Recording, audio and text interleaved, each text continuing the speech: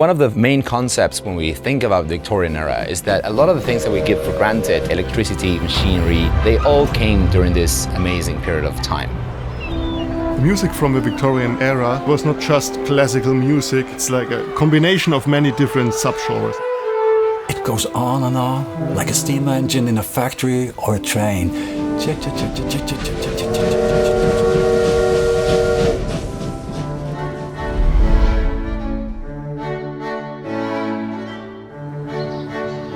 Skansen was an interesting trip.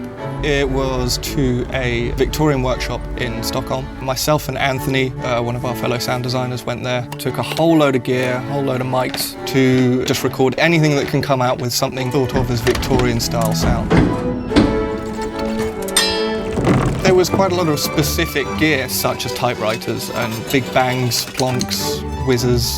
However, when it comes to translating it to particular objects in the game, we're trying to represent the inner workings of a 3D model rather than being too literal about what you see exactly.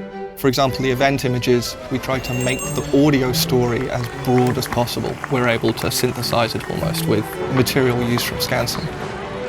One of the considerations we had when coming up with the master ambient system was that you, as a nation, were able to affect this landscape. So whenever there is a new factory or new city, that will carry the sound of the terrain changing accordingly. We have the ability to provide a custom sound per region as you are modifying them.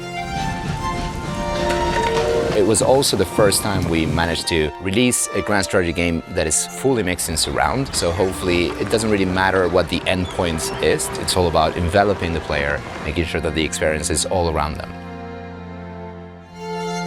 What we tried to do when working on the soundtrack for Victoria 3 was to incorporate some melodies and some stylistic elements from that famous Victoria 2 soundtrack. But also from some of our favorite classical music pieces out there. We really had to study hard to get the techniques applied right in the music. Then we can transfer it to an actual game soundtrack that is not concert repertoire.